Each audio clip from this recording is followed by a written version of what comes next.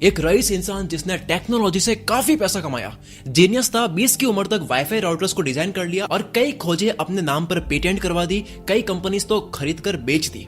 लेकिन वो बचकानी हरकतों से भरा पागल इंसान था। अपने पास नोटों की गड्डियां लेकर घूमता ताकि एटीट्यूड से बात करते हुए किसी को बोल पाए कि तुझे पता नहीं है मैं कितना अमीर हूँ, तुझे तो मैं खड़े खड़े खरीद सकता हूँ। शो ऑफ करता, अनहेल्दी लाइफ जीता, पार्टीज, अल्कोहल, सेक्स, ये सब चलता। एक बार होटल के स्टाफ को नोटों की गड्डियां देकर कहा कि हजार डॉलर्स के 1000 सोने के सिक्के लेकर आओ। टोटल 8 करोड़ रुपए के सिक्के होते हैं। पता है 1000 कॉइन्स कहाँ चाहिए थे इन भाई साहब को? दोस्त के साथ में समुद्र में दूर तक पत्थर की तरफ फेंकने के लिए कि किसका दूर तक जाता है। सोने के सिक्के पत्थर की तरफ फेंके। एक बार होटल लैंप तोड़ दिया तो होटल मैनेजर ने कहा कि सर ये $500 का था। रईस इंसान ने मुंह पर $5000 मारे और कहा कि आगे से मेरे सामने बताना। ऐसे ही चलता रहा। बहुत जल्दी सुनने में आया कि जीनियस, करोड़पति और घमंडी इंसान कंगाल हो गया, बैंकक्रप्ट हो गया, लोन सर पर आ गया और अपना सब कुछ चला गया। खत्म कहानी।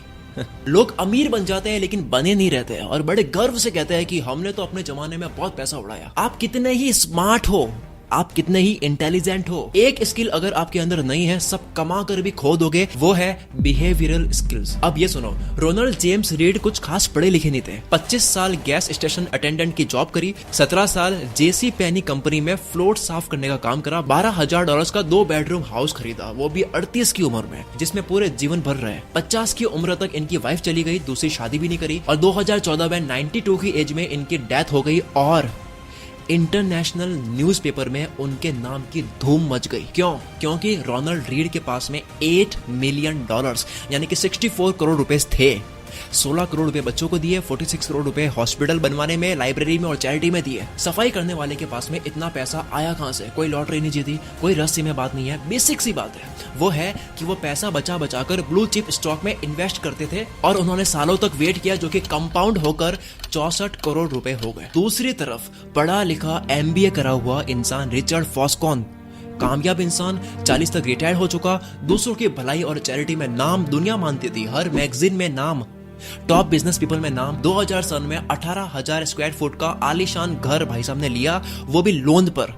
बंगला इतना पॉश था कि महीने का मेंटेनेंस $90,000 यानी कि 70 लाख रुपए घर का मेंटेनेंस था। किसे पता था कि 2008 में फाइनेंशियल क्राइसिस आएगा। MBA रिचर्ड फॉस्कॉन बर्बाद हो गया, कोई एक्टिव इनकम नहीं, मेंशंस, बीच हाउसेस और वो घर भी नीलाम हो गया। कौन सा घर? वही घर जहां लेट नाइट तक पार्टी होती, एक से एक बिजनेस टाइकून अय्याशी करते हैं। पता है घर कितने में बिका? मार्केट प्राइस से 75% कम प्राइस में। 100 का 25 मिला। एक तरफ अनपढ़ आदमी 64 करोड़ की लेगेसी छोड़कर जा रहा है और यहाँ कोई बड़ी खोज करने वाला, पढ़ा लिखा, इंटेलिजेंट, स्मार्ट, MBA और फुल अमीर, क्लेवर लोग बर्बाद हो रहे हैं। क्या कारण था उनकी बर्बादी का?